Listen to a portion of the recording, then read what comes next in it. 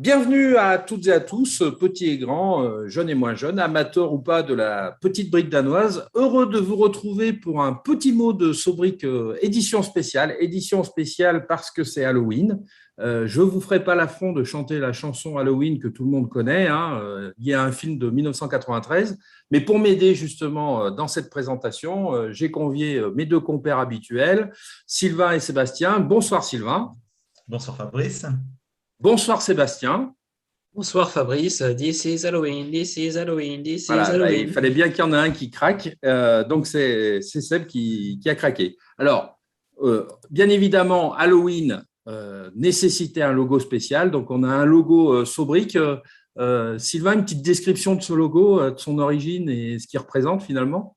On a repris le logo avec nos couleurs habituelles, le rouge et le jaune, et puis on lui a ajouté quelques éléments typiques d'Halloween comme le chapeau de sorcière ou les citrouilles. Et du coup, Seb, ce logo, on le doit à qui? On le doit à Vincent qui est designer et qui est membre de notre association Sobrique. Et d'ailleurs, on voit aussi autour de nous qu'on a un beau décor Halloween. Alors, c'est pas Vincent qui l'a fait, celui-là, c'est… C'est Valentin celui-là qui nous l'a fait, qui lui aussi est designer et membre de l'association. Voilà, donc on va aller directement maintenant vers Halloween et les Lego. Et puis, première question, qu'est-ce que c'est qu'Halloween? Alors, Sylvain, Halloween, c'est quoi? Alors Halloween, c'est une fête païenne d'origine celte qui est très répandue aux États-Unis et au Royaume-Uni. En fait, c'est la diaspora irlandaise qui l'a emmenée aux États-Unis. Les origines sont un peu floues. On retrouve une célébration de la fête des morts un peu partout en Belgique où ils creusaient des betteraves. Oui, original. Il y en a aussi au Portugal, au Japon, et la fête des morts est aussi très célébrée dans les pays d'Amérique du Sud. Halloween s'est beaucoup développé dans les années 90 via le marketing, les grandes sociétés encourageant les enfants à se déguiser pour demander des bonbons. Une célèbre marque en a même fait des paquets que de orange pour l'occasion. Oui, des bonbons ou un sort. Et là, d'ailleurs, on a déjà une réalisation d'un affole avec une jolie citrouille en Lego. Alors, bien évidemment, Lego se saisit de toute opportunité. Et puis, là, il y a les sets saisonniers. Alors, peut-être, d'abord, on rappelle qu'un set, c'est une boîte de Lego. Peut-être que tu peux nous expliquer, Sylvain, ce que c'est qu'un set saisonnier et puis ce qu'on a sous les yeux. Alors, un set saisonnier, c'est, comme son nom l'indique, une boîte qui sort à l'occasion d'un événement ou d'une saison. Donc, on retrouve en haut la boîte de rangement avec la tête de mort pour y mettre plein de Lego.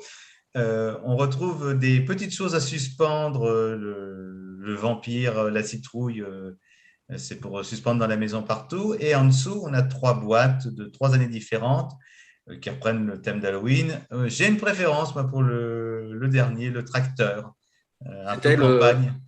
C'était le set de l'année dernière, je crois, le tracteur, non? Exactement, c'est le set de l'an dernier. Et je suis d'accord avec toi, il est très, très chouette. Seb, évidemment, on va décliner Halloween chez Lego sous toute forme. Et là, on parle de minifig de la série 14. Alors, peux-tu nous rappeler ce que c'est qu'une minifig? Qu'est-ce que c'est qu'une série? Comment tout ça s'organise en fait? Alors, une minifig, c'est un personnage Lego, donc à l'échelle de ceux que vous pouvez voir sur ce visuel. Une série, c'est un ensemble de personnages qui est commercialisé en même temps chez Lego. Sur un même thème, par exemple, on a le thème Harry Potter, on a Disney, Looney Tunes, ou sur des thèmes variés où au sein d'une même série, on peut retrouver un plombier, un maçon, une infirmière, un vétérinaire, des personnages qui n'ont rien à voir ensemble, mais qui sont très intéressants parce qu'ils sont bien développés avec des accessoires très sympas. Donc là, Lego a décidé pour la série 14 de faire tout un thème sur l'univers des monstres. Et on retrouve par exemple au premier plan des monstres assez classiques, la plante carnivore, la gargouille, le vampire à moitié mort-vivant, la pom-pom girl zombie avec un Z justement pour symboliser le zombie. On a la créature Frankenstein qui s'est mis au rock.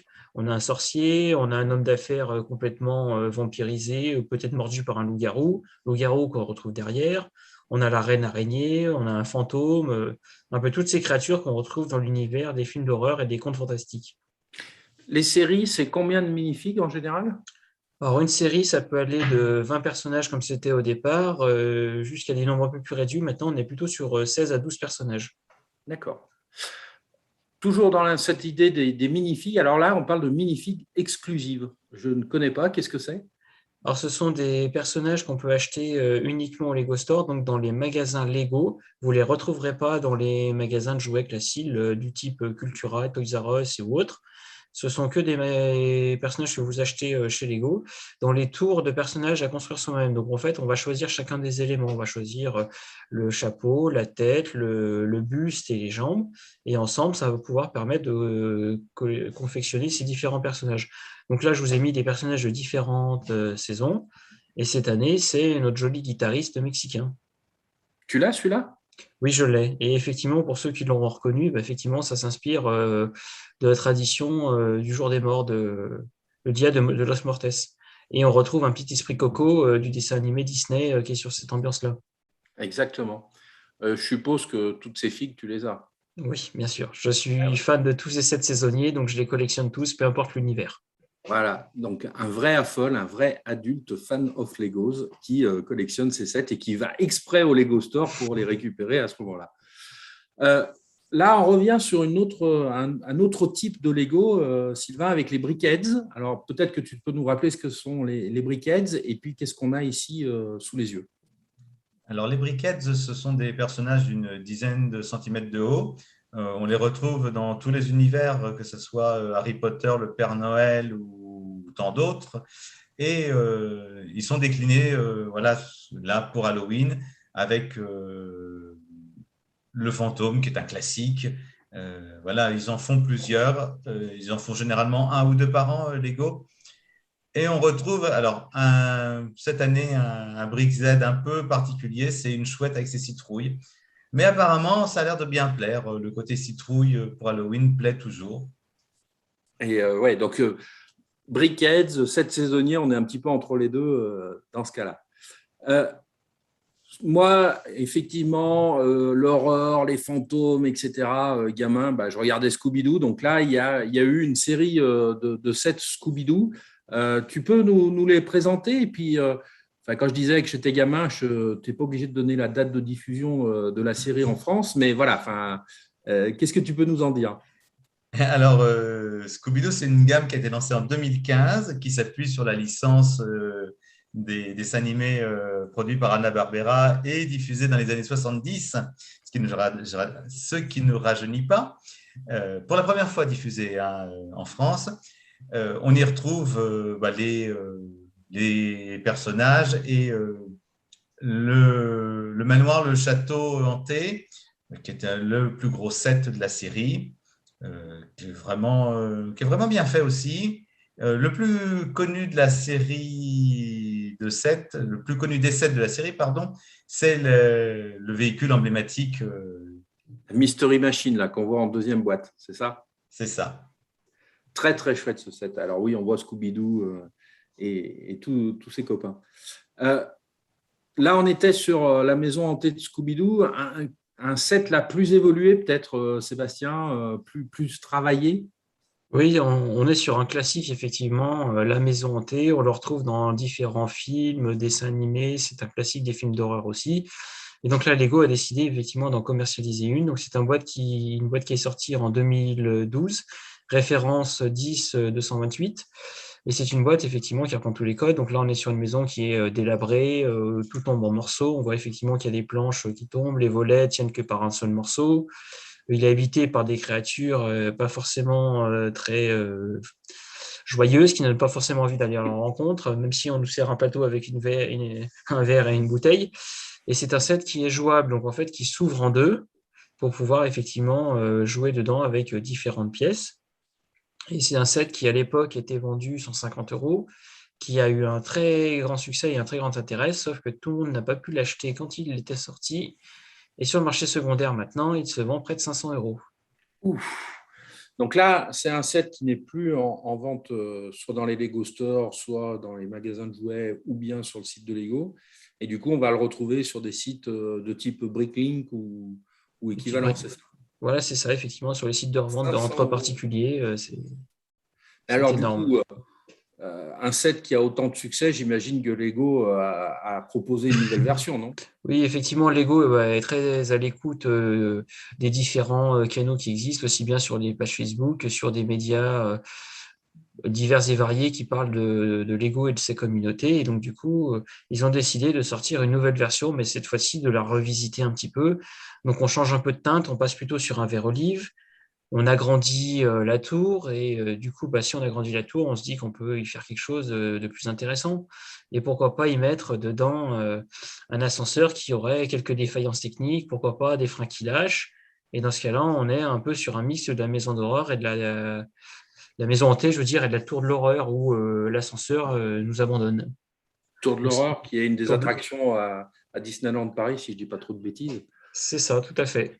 Et à droite, on retrouve des choses qu'on peut suspendre, hein, alors avec une araignée. Puis, j'ai l'impression qu'on retrouve notre maison hantée initiale, là. C'est ça, effectivement, c'est un des sets de cette année. Sylvain vous a présenté deux autres décorations suspendues avant. Cette année, on a l'araignée et on a effectivement cette petit hommage à cette maison hantée qui est sortie il y a près d'une dizaine d'années, où là, on est exactement sur la même teinte de verre et les stickers qui reprennent les fenêtres avec des barres de bois et les volets qui sont en train de tomber en ruine. Ouais, c'est vraiment sympa.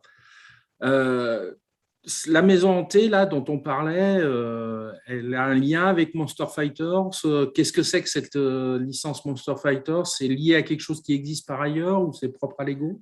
C'est une licence qui a été créée par Lego, donc c'est pas une licence, du coup c'est une gamme propre à Lego, où le set le plus emblématique c'est la maison hantée que je vous ai présentée, la toute première en vert.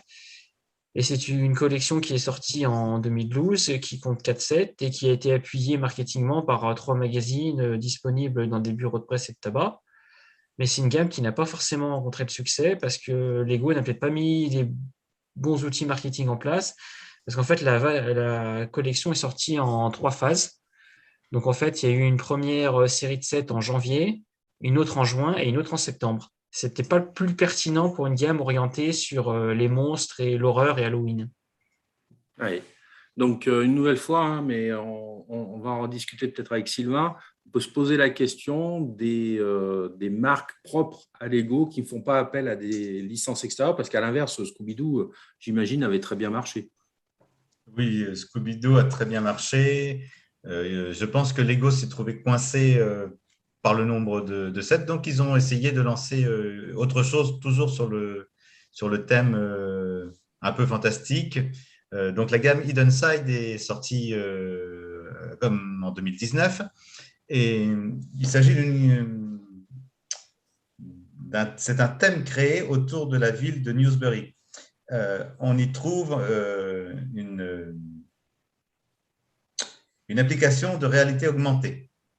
D'accord. Donc, sur son smartphone, on peut charger une application qui vient en complément des sets qu'on achète. Et donc, comme on le voit là sur la photo centrale, on a le set du cimetière derrière. Et avec le téléphone, on va avoir des choses supplémentaires. C'est quoi? C'est des jeux? C'est une autre façon de visualiser le set? Alors, c'est à la fois les deux. C'était une autre façon de visualiser le set. Et il y a des fantômes à attraper, des énigmes à résoudre.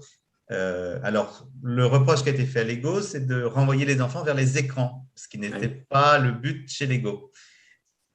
Et donc là, une nouvelle fois, on est sur une série. Alors, elle continue, elle a eu du succès, elle est arrêtée, ou où est-ce qu'on en est là? Elle n'a pas rencontré un gros succès et les dernières boîtes vont être retirées de la vente fin de cette année. Voilà. On aura peut-être l'occasion d'en reparler dans un prochain petit mot de Sobrique, mais il y a toujours eu des difficultés quand Lego a essayé des licences, enfin des créations personnelles, on va dire.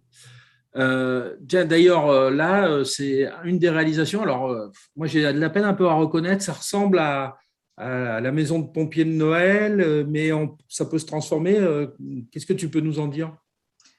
Oui, c'est la caserne de pompiers de Newsbury qui se transforme, comme on le voit, la porte d'entrée devient la bouche, les fenêtres deviennent les yeux, il y a des griffes qui sortent du soubassement. Voilà, on est vraiment sur le côté monstre et c'est sympa, il y a des choses intéressantes. Ouais. Mais c'est vrai que ça, a priori, ça n'a pas très, très bien fonctionné. Alors maintenant, si on va se balader ailleurs, on sort du monde des créations propres à l'entreprise Lego et on va vers les MOOC. Alors, je rappelle qu'un MOOC, c'est une création personnelle, c'est Mine Own Creation. Et là, du coup, Sébastien, tu nous proposes 3 créations assez originales. Je te laisse nous les présenter, hein, tout simplement. On va commencer par celle en haut à droite de JK Brickworks, qui est une revisite du set Lego Ideas, le pop-up. Et donc, du coup, il a changé la couleur de fond. Dans le set original, elle est verte, et là, il est plutôt parti sur une teinte de marron orangé. A garder le mécanisme qui sert à faire fonctionner. En fait, le pop-up, c'est un livre qui s'ouvre et qui va du coup ouvrir le décor. Et là, il l'a remplacé par tout un portail et les grilles d'un cimetière. Et derrière, a placé quelques éléments de tombe. Donc, on est vraiment dans l'ambiance Halloween. Ah, Et du coup, c'est quelque chose qui est accessible à tout le monde parce que vu qu'on se sert du mécanisme de base, tout le monde peut créer son propre décor revisité de ce livre pop-up. c'est vraiment joli, c'est chouette là. À gauche, là, l'arbre vivant, il est magnifique là aussi. Donc là, effectivement, on est sur quelque chose de très fantastique, où on est sur un arbre qui est vivant, qui a son visage au milieu, donc qui peut rappeler par un certain côté grand-mère feuillage dans Pocahontas, qui était aussi pareil, elle pleine de sagesse. Là, je ne suis pas sûr qu'il soit plein de sagesse. À mon avis, il y a d'autres intentions qu'on peut lui prêter, parce que c'est quand même un arbre qui fait pousser des citrouilles, alors que les citrouilles poussent habituellement au sort. Et on peut voir que toute la population qui l'entoure sont plein de personnages que je vous ai présentés lors de la série précédente. On retrouve la créature de Frankenstein, la sorcière, le squelette, la reine araignée qui est de dos, la gargouille qui est sur l'arbre. Donc on est vraiment sur un monde un peu horrifique, fantastique. Et puis là en bas, alors une création avec un personnage dans un cimetière, là aussi, qui rappelle Halloween. Effectivement, c'est Link, le personnage de Zelda, qui, au gré de ses aventures, se retrouve dans un cimetière. Donc là, on est en plein Halloween. Mais j'ai sélectionné aussi ce travail parce qu'on a un travail de photographie et d'infographie qui vient s'y rajouter. Vous voyez toute la partie du fond qui est travaillée en infographie, où avec cette couleur orangée et ces mouvements d'arbres, vient renforcer l'effet d'Halloween et fantastique. Et j'ai sélectionné ça pour faire un petit clin d'œil à Valentin, qui fait un peu la même chose dans ses photos Star Wars. Donc, si vous voulez en savoir un peu plus comment il construit ces photos, je vous invite à aller voir la présentation qu'on avait fait sur le thème justement de May the 4th. Exactement. Et puis, je crois qu'on peut le retrouver sur les réseaux sociaux, Creative Bricks, avec des photos, Star Wars, Pirates, etc. Ouais, un très, très beau travail photographique, effectivement. Là, on bascule dans un autre univers, quelque chose de très impressionnant avec Castor Troy. Alors, juste, je vais présenter en quelques mots Horrific Land, et puis après, Sylvain, tu pourras peut-être nous en dire un peu plus sur le travail en général de Castor Troy. Donc, Horrific Land, c'est un monde d'horreur où on voit qu'il y a, un cirque de l'horreur, il y a des maisons hantées, etc. Et c'est associé à Donald, Picsou, à ses neveux qui vont évoluer dans ces univers-là avec différentes aventures, différentes énigmes à résoudre. Et là, donc, c'est un des nouveaux projets de Castor Troy. Alors, Castor Troy, en quelques mots, Sylvain, si tu peux nous le présenter. Castor Troy, c'est un des constructeurs, un des meilleurs constructeurs de France, je dirais. Ils sont capables, alors ils doivent être deux à se cacher derrière le pseudo, capables de construire une ville et des bâtiments avec des détails incroyables. Pour avoir vu le Paris steampunk façon 1890 et avec beaucoup de machines à vapeur, je suis passé un nombre de fois incalculable devant et à chaque fois, je découvrais des détails, des petits recoins, des escaliers cachés, etc., etc., etc.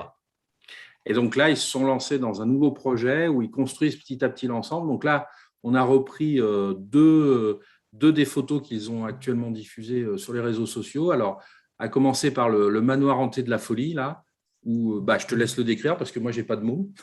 Voilà, on voit les détails pour le jardin, pour l'escalier qui monte au manoir, la hauteur de la tour avec son décroché. Enfin, vraiment, ça donne envie de le voir en vrai. Et pareil, là, on a la cité du vampire qui a aussi un travail très, très, très fin. Hein. Entre autres, toutes les pierres là, des murs, c'est vraiment impressionnant. Oui, les pierres des murs, le violet pour l'utilisation de la construction de la tour, qui lui donne vraiment un style bien particulier, bien à elle. C'est vraiment, vraiment, vraiment très bien fait. Donc, hâte de retrouver Oui. Castor Troy en exposition avec cette nouvelle création qui est vraiment, vraiment impressionnante. Seb, moi, je ne suis pas un grand créateur. Est-ce que je peux quand même faire un petit truc pour Halloween sans acheter un set? Oui, c'est tout à fait possible. On a tous chez soi différentes briques et Lego met à disposition cette année sur son site des instructions pour deux petites réalisations. Donc, sur la gauche, un fantôme bleu, sur la droite, la créature de Frankenstein. Donc, si vous êtes intéressé pour les construire, vous allez simplement sur le site de Lego et vous trouverez tout le détail des pièces et des instructions pour pouvoir les réaliser. Et d'ailleurs, on vous mettra le lien sous la vidéo. Hein. Il me reste à vous remercier, messieurs. Ça m'a fait très plaisir de vous retrouver pour ce petit mot de Sobrique édition spéciale, hein, édition Halloween. Je rappelle que donc Sobrique est une association de fans de Lego, qu'on propose différentes activités. En particulier, il y a eu pas mal d'activités autour des vidéos YouTube pour vous présenter le monde du Lego. On a eu des activités avec des écoles, avec en particulier tout un travail sur l'espace. Et on a eu la grande expo qui s'est passée il y a quelques semaines à Érigny et une prochaine exposition sur Saint-Chamond, c'est ça, Sylvain? Oui, c'est bien ça. Saint-Chamond, 20 et 21 novembre, en partenariat avec le Jouet Club, et on sera juste à côté. Un petit mot pour finir, Sébastien? This is Halloween, this is Voilà, on va Halloween, l'arrêter this tout is de suite, Halloween. sinon on n'en finira pas. Vous pouvez nous retrouver sur Facebook, Insta et Twitter. Et puis, bien sûr, il y a la chaîne YouTube. Merci encore à toutes et à tous. À très vite. Au revoir.